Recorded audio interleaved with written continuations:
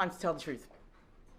For too long, politicians have been telling us that we can have it all, that you can have your cake and eat it, and I'm here to tell you that that isn't true. It never has been. There are always tough choices in life and in politics. No free lunches, no tax cuts without limits on government spending, no stronger defense without a slimmer state. Governing involves trade-offs, and we need to start being honest about that. Unlike others, I'm not going to promise you things without a plan to deliver them. People are sick of that. They're crying out for honesty. Today, I want to be honest about our economic challenge. The scale of the challenge we face means we can't run away from the truth. Inflation has made the cost of living crisis acute, but the problems go back way further. We've had a poor decade for living standards. We have overburdened our economy.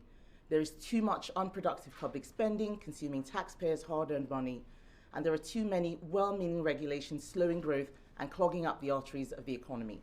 Too many policies, like the net zero target, set up with no thought to the effect on industries in the poorer parts of this country. The consequence is simply to displace emissions to other countries, unilateral economic disarmament. And that is why we need change. And that is why I'm running to be leader.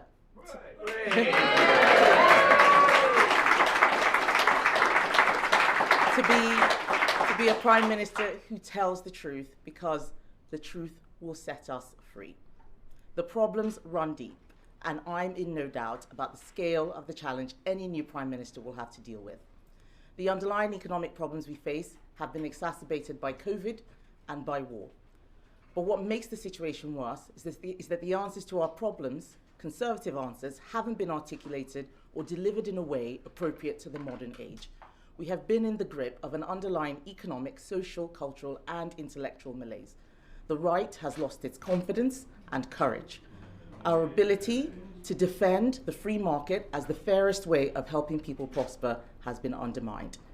It has been undermined by a willingness to embrace protectionism for special interests. It's been undermined by retreating in the face of the Ben & Jerry's tendency, those who say a business's main priority is social justice, not productivity and profit. And it's been undermined by the actions of crony capitalists who collude with big bureaucracy to rig the system in favor of incumbents against entrepreneurs.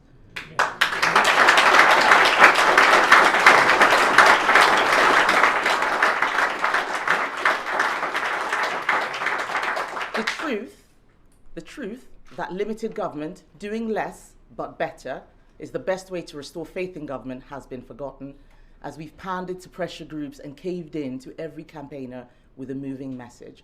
And that has made the government agenda into a shopping list of disconnected, unworkable, and unsustainable policies.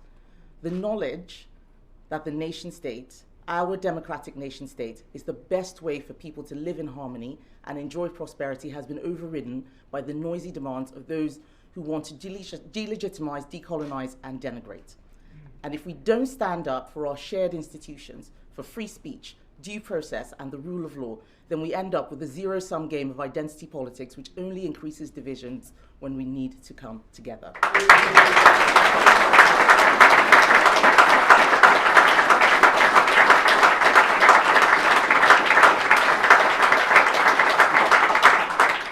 So free markets, limited government, a strong nation state, those are the conservative principles we need to beat back protectionism, populism, and polarization, and to prepare us for the challenges ahead to win for our country.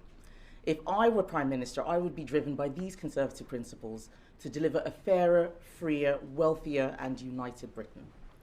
It's those conservative principles and a belief in facing facts, however uncomfortable, with unflinching honesty that will guide my approach to government and how we put things right. So, how are we going to do this? I'm an engineer, a systems thinker, a problem solver. In engineering, you can't overcome resistance with rhetoric. You can't get the machine to work with promises. You need to analyze the issue deeply, untangle the mess others have made, and methodically put things right. In the debate we've been having about the future of our party and our country, there have been lots of promises to cut taxes, and I can understand why. With economic growth faltering and the highest tax burden in decades, it is right that we ask how we reduce taxes on businesses, families, and individuals. And I am committed to reducing corporate and personal taxes. But I will not enter into a tax bidding war over my tax cuts are bigger than yours. To make promises that you cannot keep is a betrayal of everything that I stand for.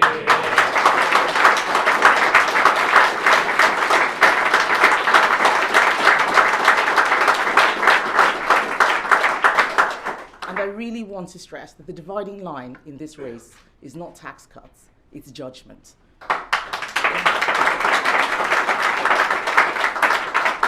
We can only deliver lower taxes if we stop pretending that the state continue to do everything we are currently trying to do. We need to recognize it is not just a matter of doing the same with less. We need to focus on the essentials. We need to be straight with people. The idea we can simply say efficiency savings, click our heels 3 times and they will materialize, it's for the birds. It is the scale and structure of government that drives the inefficiencies. My government will discard the priorities of Twitter and focus on the people's priorities.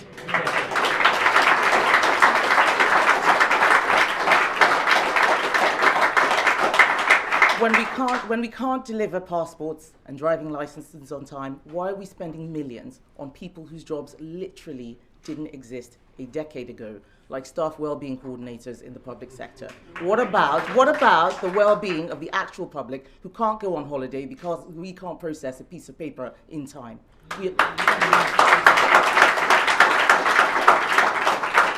now taxing and spending more on government than we have ever done, and yet people's satisfaction with the quality of their day-to-day services is falling. This is not sustainable. We can't carry on subsidizing so many young people onto university courses, which leave them with debts and diminished job prospects. We must require schools to concentrate on effective whole-class teaching of rigorous subjects rather than allocating tight resources to superfluous support staff and peripheral activities. We should get the police to focus on neighborhood crime, not waste time and resources worrying about hurt feelings online.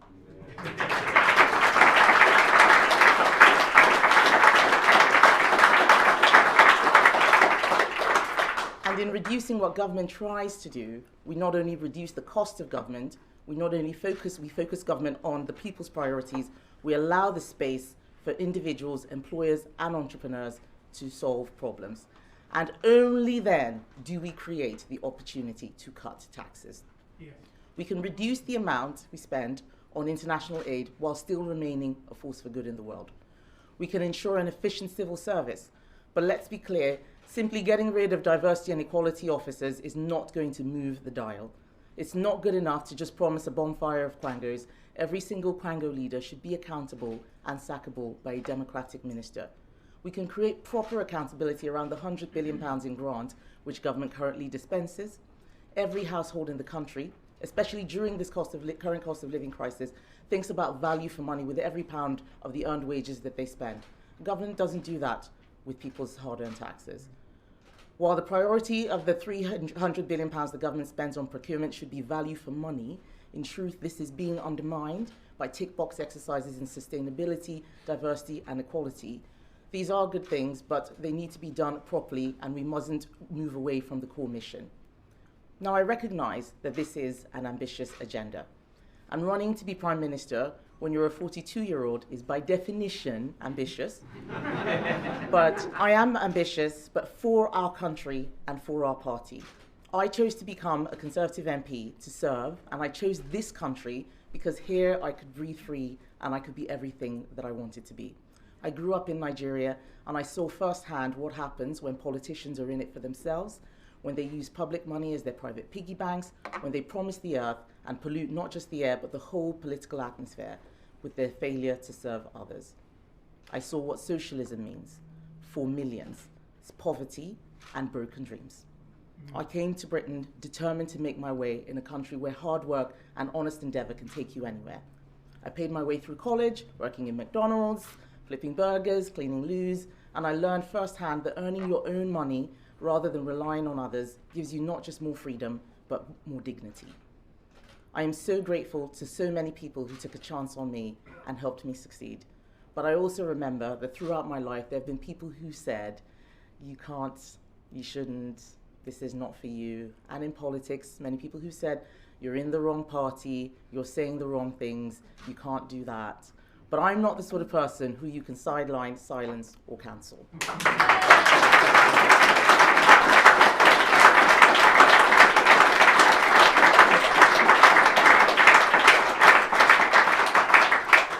I tell the truth, I fight for change, I stand up for people, and I stand up for the causes and the country I love. Some might say this is no time for novices. I think this is no time for steady as it goes, sinking into decline. It's time for change.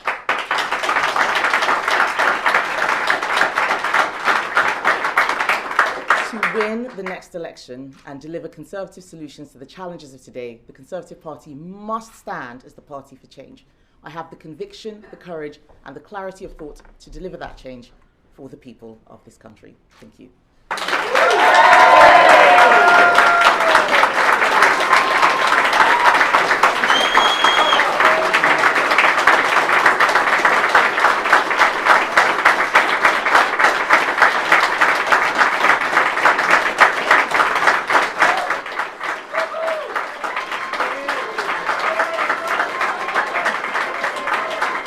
Thank you, everybody.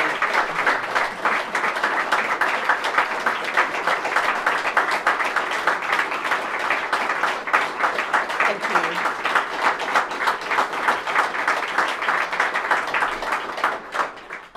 Thank you so much. I have a very enthusiastic support group. Thank you. And now on to questions. And I think I have a question from Nick from the BBC. Nick? Thank you. Kemi Badenoch, Nick Watt from BBC Newsnight. Anyone who knows you knows that you always speak your mind. But I'm wondering how that would work if you become Prime Minister.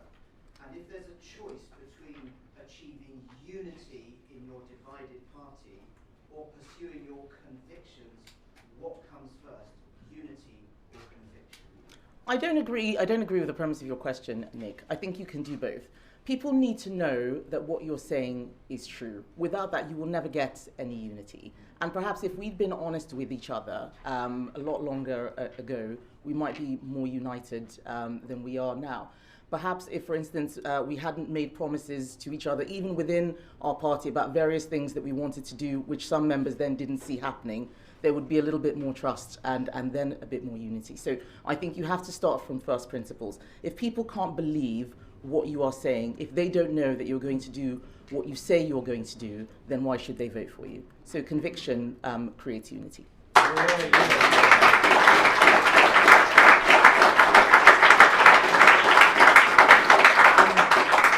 And then from GB News, Darren McCaffrey. Yeah, hello, Darren McCaffrey from GB News.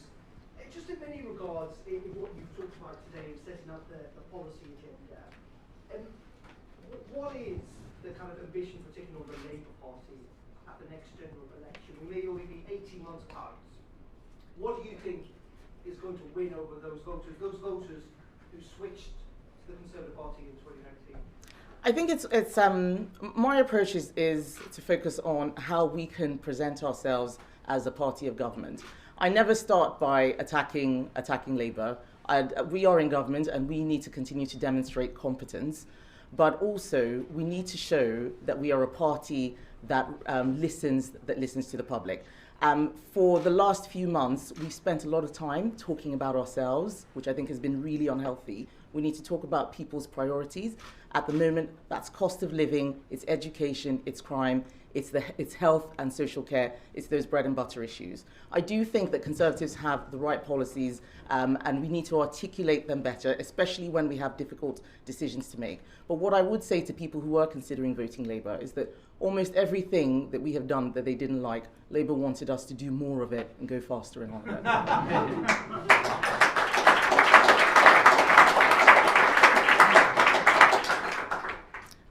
Shihab Khan from ITV. Kemi, Dominic Raab, the Deputy Prime Minister, and Grant Shapps have come out in support for Rishi Sunak whilst you've been talking. Liz Truss has got the support of Jacob Rees-Mogg and Nadine Dorries. There seems to be significant momentum behind the two of those, both of whom have served in senior positions within the cabinet. How do you differentiate yourself take those two campaigns on, given that there's so much momentum behind the both right now? So I have a lot of respect for Rishi Sunak and Liz Truss. I was a junior minister to both of them in the Treasury and inequalities, but I feel that there needs to be a genuine debate in our party before we select the leader. We shouldn't just assume that it's a continuation of what we've had before, but with different personalities. So I do think I am a differentiator, because I do think that I talk a little bit more about what the state is doing wrong. I think we sometimes get overly defensive as a government and don't want to stop doing certain things because it looks like they are U-turns. I think sometimes we worry about changing our minds if things aren't working. I'm prepared to actually look at many of the activities that government is carrying out which don't necessarily need to be, which the states, in fact, I should say, rather than governments, which don't necessarily need to be done. I think that is a differentiator. I think that I differentiated myself from both of them on lots of social issues when I was speaking in my equalities brief, and I have something to say that I think the party and the public want to hear. Yeah. So I'm in this to win it. I'm not worried about Rishi, I'm not worried about Liz or any of the other candidates. I want you to hear the message that I'm giving.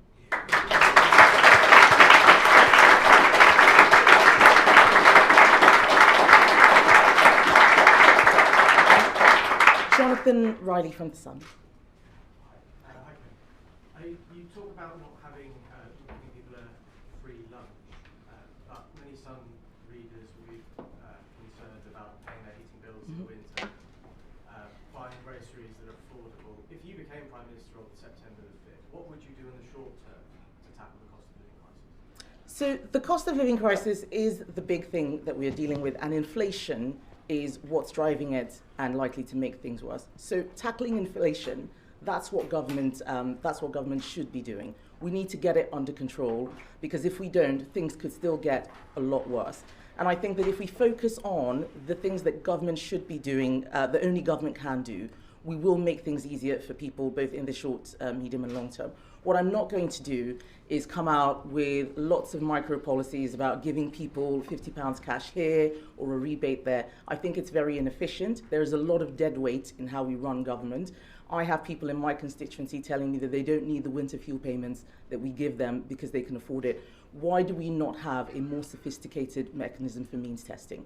Those are the sort of long-term things which government should be doing, which we haven't been doing, because we're focusing always on the short term, on the news headlines for tomorrow. So what I'm not going to do is give headlines for tomorrow. I'm talking about system change.